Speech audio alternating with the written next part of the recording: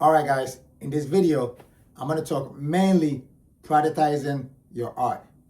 I have 5 simple key steps that I'm going to highlight and show you exactly how to get to that destination. So, 10 years ago, I personally started doing this, not knowing what I was doing, trying and error, experimenting, and 10 years later, I've learned what I've learned. I kept my business in business, and I'm flourishing, and I have kind of learned what I have learned out of it. So this is what I want to share with you, so you can also use some of these key steps, some of these frameworks to help keep your business, your art business, in business, and not just be in business, but also to generate some revenues and to make money. So I want to highlight exactly what to do to productize your art and monetize on top of that. So let's start from the top. Key step number 1 is that you need a studio. You need a studio. You cannot make art without a studio. You're an artist, you need a studio. So if you're in school, you have access to the school studio, which is free, but of course you pay for it. So that you can walk into the studio anytime, or during those studio sessions, you have access. You can use the school studio, to do that. If you're an intern in a private studio, or you actually work in someone's studio, yes, you also have access to the studio whenever the studio is not too busy. Since you're an employee or you're a member of that studio, you can also use that studio for what I am about to talk about. If not, you're gonna have to go pay per use. Go rent a studio in a private setting or public setting, however that works, and then you use the space, or you actually use the studio. You have studios, private studios, that have everything that you can just go in there and then use, but then pay. It probably will cost you like $500 per use or per weekend, whatever that is, which I think it can be very expensive. My way is right after school. I could not find a studio and everything seemed to be so expensive. So what I did, I DIY. I did it myself. Do it yourself is always the best way to go. Independent. Think independent as an artist, and do it yourself. So what I did, I took myself to Home Depot, bought some plywood, some 4x4, 6x6, and all these woods that I need. And I came home and I got some drilling machines and everything. And I put a little workstation together by myself.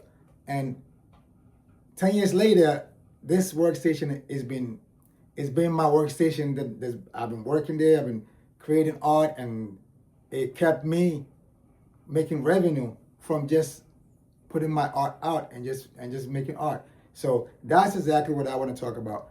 For you, if you don't actually have a space to create art, try to look around your basement, your room, your living room, somewhere in a corner, and transform that space into a homemade studio. That is the most important thing that you have to do. Once you have your homemade studio set up, now you can just get some supplies, cheap supplies, and just start experimenting with. That's number 1. Number 2, the second thing you want to do is, now that you have your home studio set up, it doesn't have to be fancy. It doesn't have to be expensive. Just have a table, a platform where you can actually sit your supplies and your brushes and whatever, and just start going to work. If you don't have easel, just lean it against the wall. If it's too far from the wall, then put it down somewhere where you can actually look down at it and just get the work done. You just have to be resourceful. Get it done. You're an artist. There's no question. You just have to get it done. So you have to experiment. Now that you have a studio, you have nothing left to do but to experiment. For example, this is a blank canvas that I actually just started experimenting with. I'm putting some paint on it, playing with some colors. I don't know where it's going because I'm an abstract painter. So I just keep going. Every time I walk in, I look at it. If I flip it 1, I see something different. If I flip it 2, like I always do that with my canvases. I will flip it multiple times to see what I see. If I'm comfortable with what I see, then that becomes the main picture of it. So if someone comes to the studio, if I have to show to someone in the photograph, that's what I would actually photograph and send. So I always flip my canvas 4 times. If that is something that you don't do, then I'm actually sharing my information with you. You can start doing that. When you finish painting your abstract painting, flip it 4 times and just look at which position, which settings do you like the most. What settings do you see what you see? And if you're happy with what you see abstractively, then that is the face of it. So I'm gonna keep experimenting with this until something comes up, until I'm comfortable with it. Then I'll take a break. Just like these canvases behind me right here, these are like finished canvases. Of course, finished work is subjective. I can always add something to it if I want to, but for now, let's say they're on break. They done, but I can always add something to it. So it goes from experimentations to say finished canvas. That is because I have a homemade studio. That is with the help of having a homemade studio set up in the crib. So that is the direction. Because every time I walk in the house, if I'm inspired, if my eyes just took a look at some colorway that I like, a car passed by and I love the way the car is designed. I seen someone wearing a shirt, or someone passing by. I glanced at a magazine, newspaper, anything that I seen a form or shape or space or image that's kind of like I take like a mental photograph, and when I come home and I kind of like play around with it. So that's the beauty of having a homemade studio, because I have my colors, I have my brushes, I have my canvases. I come home, whatever inspiration I walk in with, I just put it on the canvas, I put it to work. So that is the benefit of actually having a homemade studio. Now, the reason I actually personally, I love painting canvas, it's not because I'm painting canvas to sell them, like I'm painting canvas and I'm expecting someone to buy them ASAP so I can make money to pay my rent, so I can make some money to buy some groceries. No, I paint canvases because these are my legacy pieces. These are my anchor. Canvases are the anchor of me as an artist. So it keeps me grounded, it keeps me stabilized, and it tells my story, and I tell my stories through my canvases. So it is legacy that I can leave behind. This can go on to the next generation, onto the next generation, onto the next generation. Once I paint it, once they're here, they can just, I can pass it on and on and on. So I'm not rushing to sell them if the sales is not coming, and that's not gonna, it doesn't frustrate me, it doesn't put any pressure on me, because if canvas doesn't sell ASAP, I'm not here scraping and crying because my rent is due and I'm struggling. That's not why I paint canvas. So this is a seed that I kind of want to plant in your head, that continue to paint your canvases and share it with the world. If the business of the canvas comes across, yeah, you sell it. I do sell canvas, but my mission is not, I'm painting to sell. If I don't sell it, then I'm drowning. No, not selling canvases should not drown you. You shouldn't be drowning because your canvases are not selling. The canvases should actually are the back end, the backdrop, the stabilizer, the anchor, the legacy. So that's what canvases are. Now, let's move on to number 4, which is why I'm actually doing this video. So number 1 is homemade studio. Number 2 is so you can put some inspirations on your canvases, right? Whatever inspiration that you're working with, because you have the homemade studio, you can actually pour it on the canvas. That's number 2. Number 3, you paint canvases because canvas is an anchor. Canvas is the legacy. Canvas is the story. So you must have canvases. So that is number 3. Now, number 4 is productizing your art. So Homemade studio, you have to the inspirations and to actually having a finished product. Homemade studio, inspiration, finished canvas. Now, what do? We have the homemade studio, we got the supplies, we bring in the blank canvases, we pour our inspirations on them, we do what we do. And then over time, the work is done. It becomes a finished product. So now what? Now what? Art is done. Now what? Oh, my art is not selling. Yeah, canvases are hard to sell because canvases are hard to sell. Canvas can take a long time to sell. Canvas is very hard to sell. I don't care what all these internet stories. Canvases are hard to sell. You can go ask any artist; they will tell you how hard it is to sell canvas. So my canvas, the minimum prices on my canvas is $2,000. My canvas is $2,000 and up. I don't have canvas for $1,000. So of course it takes long to sell. If I personally do not build a personal relationship, an experience, right? A community, right? A friendship. That's how I sell canvas. Not to strangers.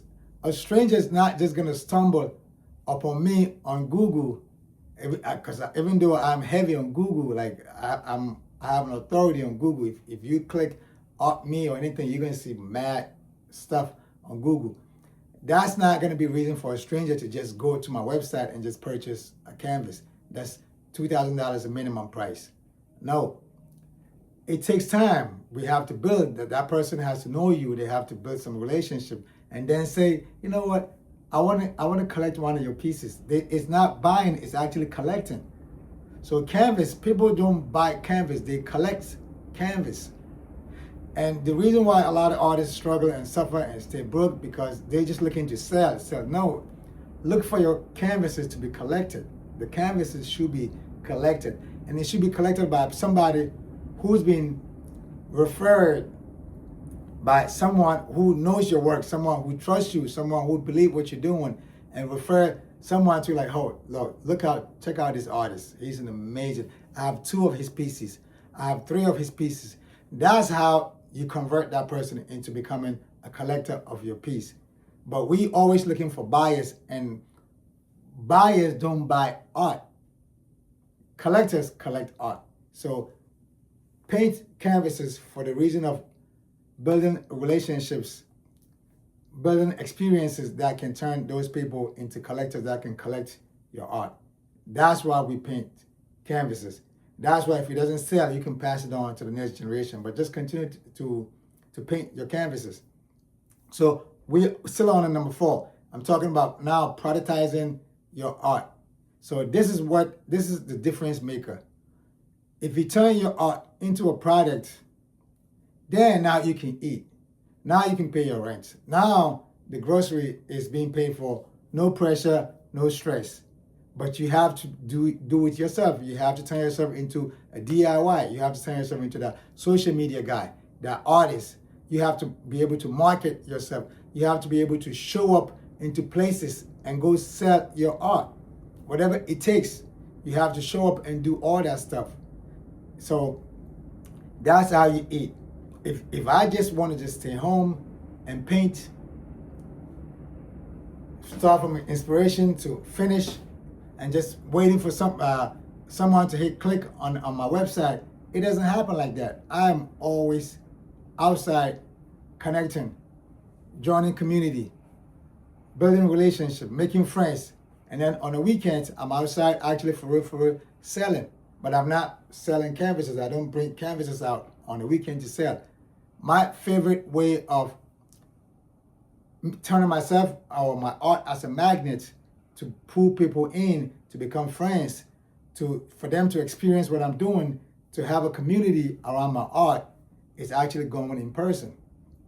But I don't want to go down that rabbit hole. Let's stick with productizing the art. So this is a hat. This is a track jacket. This is a track jacket that I'm wearing. If you look close, this is one of my paintings. Then I just productize it into a track jacket and a hat. It's this piece right here. So this piece is a legacy, is the master. This is the masterpiece, and I take a piece of that masterpiece, productize it, right? Productize it, and now I can sell this product over and over and over and over and over again. I can sell this to a collector, but I still have my masterpiece. My masterpiece, and I can continue to still sell my product off of that piece. So that's how you productize your art, and that's how you eat off your art. So all these pieces that you keep painting, you should have your master copy of those pieces. You have those master copies, and those master copies can turn into, depending on how, the bigger you get, the more audience you build, and the more chances you have to actually sell them in print. Wrap them around coffee cups and sell. Turn them into wearable products and sell. Turn them into anything that you can turn them into. Just like when you go to when you visit museums and walk into the gift shops, all those stuff you see the Basquiat joint, you see the Picasso joint, you see Henry Matisse, you see all these products that's been productized from the legacy pieces, that's been productized from the anchor pieces, productized from the masterpieces. So we should think like we are our own museums. You shouldn't wait till you die for museums to productize your masterpiece and then turn it into a coffee cup, a coffee mug, a sticker, a postcard, a t-shirt, and whatever. Then you productize.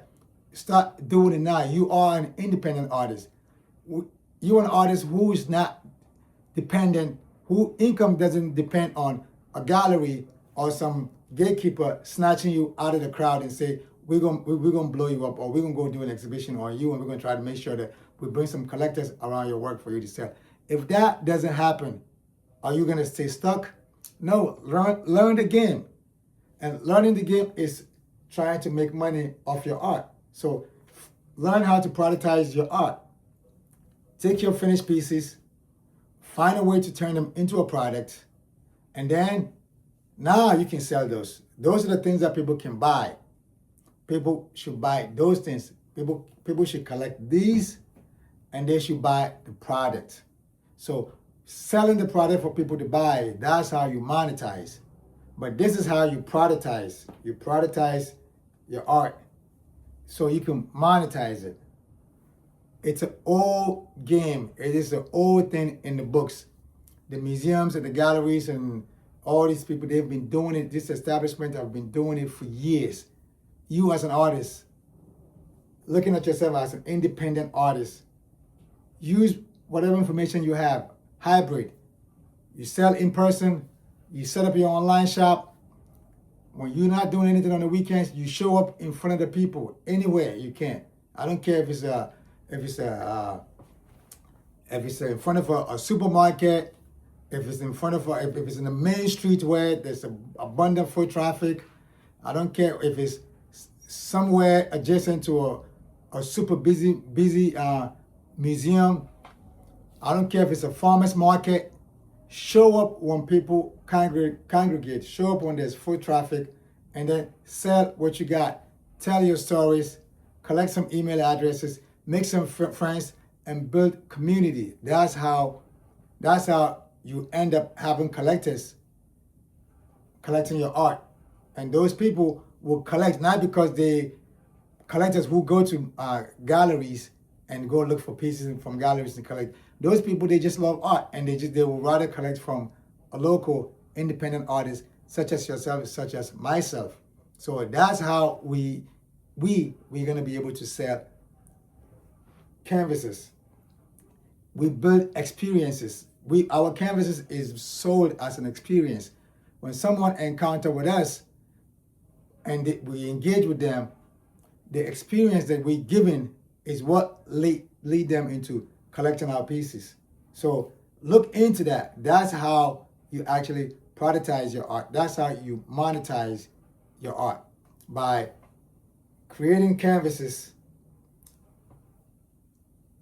snapping the pieces out of them, and turn those pieces into product, into a product that you can actually sell. You can put it out there, and then as you put it out there, now you're monetizing your art. First you productize it, and then now you're monetizing it, and then money coming in. Think of Shepherd Ferry, Obey. Think of his logo, his main, that main logo, his main, actually, what I would say, his main home run. How many times how many times he productized and monetized that over and over and over and over and over and over and over and over and again?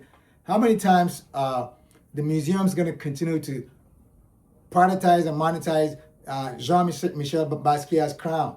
You see it. I have like 2 of those T-shirts. They're still somewhere. That if I go to a museum and I feel like mine is getting older, I still snatch another one. So that is, I cannot afford any of Jean-Michel Basquiat's, not even his prints, but I have access to his T-shirts. I have access to a coffee mug and stuff like that. So we should, as an independent, creative, small, up-and-coming, emerging artist, we should think the same way. We should give experiences. We should create experiences with people that will make them finally collect our canvases. We should build community by collecting email addresses and storytell within our emails when we send out our newsletters, which build into people saying, wow, I love it. Because over time, they're going to start to learn. They're going to love us. They're going to care for what we're talking about, what we do. We're going to show them behind the scene. We're going to show them us in the studio. And this is how we create experiences. And this is how we turn regular art lovers into collectors. Not when I'm talking about collectors, I'm not talking about like these hardcore collectors that actually work with the galleries. People who buy my art, they're not on no gallery email list. This is just everyday people that love art. And then when they come across you and you're such an interesting person, they're like, you know what? I love this guy. I like him. And then you become part of their conversation. You become a conversation that they can have with somebody else and talk about you. And that's how referrals happen. And that's how, even if you don't sell your legacy canvas, you will sell a product. So you're gonna always have money coming in as an artist. This is the only way for an artist to actually eat, to continue to have money coming in, when you find a way to extend or expand or stretch that art. Take that piece, stretch it, expand it, or whatever you're gonna do, like multiply it. That's how we eat as an artist. Think of it the same way with musicians. They put out a song.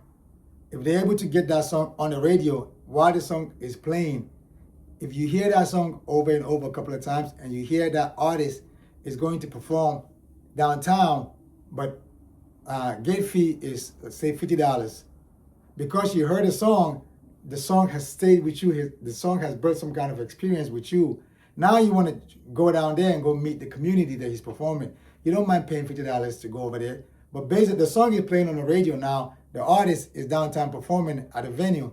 People will come and pay just to see him. And then on top of that, that artist can also sell some merch right while they are there, sell some CDs, sign some autographs, and then have some VIP connections going on. If you want to meet him one-on-one, ask him personal questions on a one-on-one basis, there's maybe like $150 for that VIP experience that you could go on the backstage and then meet that artist and have that experience with him based on the song. See how that has been stretched and it's been turned into multiple revenues, multiple incomes.